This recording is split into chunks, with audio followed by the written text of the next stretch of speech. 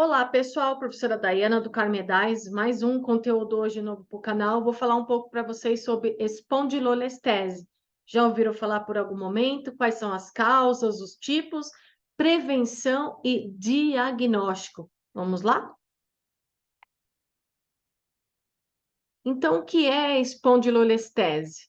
Então, espondilolestese a terminologia espondilolestese, ela é derivada do grego, onde espôndido é coluna e olistese é escorregamento, ou seja, contempla o conjunto de doenças que tem como uma principal caracterização o escorregamento de um corpo vertebral sobre o corpo vertebral sobre o corpo vertebral, ou seja, de uma vértebra, assim como aqui na imagem. Então, tem um escorregamento dessa vértebra sobre uma vértebra adjacente. Qual o fator causal dessa espondilolestese? Como que a gente pode definir esse escorregamento aí sobre uma vértebra adjacente? Então, a gente tem a displásica, a isquímica e a degenerativa e a por trauma, tá? Então, a gente tem essas causas aí que são responsáveis aí pelo escorregamento de um corpo vertebral sobre o corpo vertebral de uma vértebra adjacente. Então, as causas mais comuns é a displásica, que é associada a um defeito de formação, pode dar também esse escorregamento. A isquímica, que é o defeito vertebral por estresse mecânico, mais comum em crianças e adolescentes. E a degenerativa, tem a questão aí do envelhecimento e as alterações adaptativas à coluna nesse processo de envelhecimento. Então, é o menos frequente, mas não tão importante assim, são as secundárias, ou seja, as doenças secundárias como tumor, traumas e após algum procedimento cirúrgico também pode desencadear uma espondilolestese. Os fatores de risco.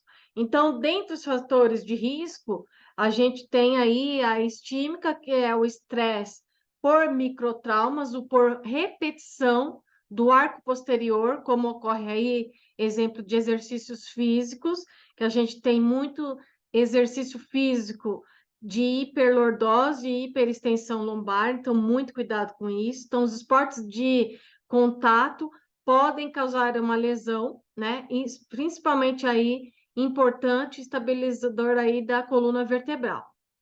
E para estruturas que unem os elementos, então a lesão de pars interarticulares, tem o escorregamento também vertebral, que aí é conhecida como espondilólise, que é a condição do pré-escorregamento. Quando eu tenho escorregamento, eu estou falando de espondilolestese. Quando eu tenho um pré-escorregamento desse corpo vertebral, eu tenho uma espondilólise. Tá aí a diferença dos dois termos. Quais os sintomas? Então, a gente tem algumas apresentações clínicas que esse paciente tem da espondilolestese. Então, sintomas como dor lombar, depressões na pele da região da lombar, da musculatura, pode ter uma contratura da musculatura posterior da coxa, que aí eu tenho uma dificuldade de marcha, uma dor irradiada para os membros inferiores também, pode me causar uma dependência como uma causa, dor noturna, né? O paciente reclama, acorda muito, reclama muito porque dói, sensibilidade nos membros inferiores, sintomas comuns, porém extremamente importantes aí que devem ser avaliados. Qual que é o tratamento e os cuidados para esse escorregamento dessa vértebra sobre um corpo adjacente? Então, normalmente são sintomáticos, então tem que tomar analgésico e anti-inflamatório, e não há tratamento medicamentoso para prevenir esse escorregamento. Tá? Então, nos casos mais graves, ou nos quais o paciente tem dor refratária, né, ao tratamento conservador, mesmo com o uso de medicamentos, a fisioterapia pode ser indicada aí procedimentos ambulatoriais, como até mesmo cirúrgico. No caso de espondilolestese, que foi associada a uma dor lombar ou radicular, ou seja, aquela que radia para os membros inferiores, é possível utilizar artifícios como bloqueios, né, para aliviar a dor, precedendo aí um tratamento de fisioterapia também pelo fato dessa dor irradiada a membros inferiores. O diagnóstico. Então, a gente tem aí alguns diagnósticos, né, que para aí indicadores indiretos de espondilolestese. Pode ser feita uma radiografia simples da região de lombar, podendo aí ser complementada com a tomografia ou a ressonância magnética. Então, aqui eu trago um exemplo de exame de radiografia da coluna lombar. Então, a gente vê aí a presença da coluna da vértebra L3, L4, L5 e sacro, né? Então, a gente normalmente lombar, a gente pega transições entre coluna lombar e coluna sacral.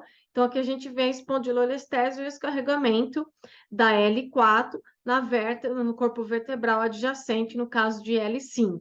E aqui a gente também vê o escorregamento, né?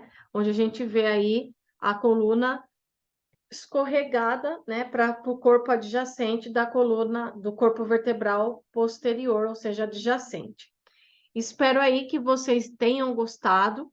Deixe as curtidas de vocês, comentários e até o próximo vídeo. Tchau, tchau.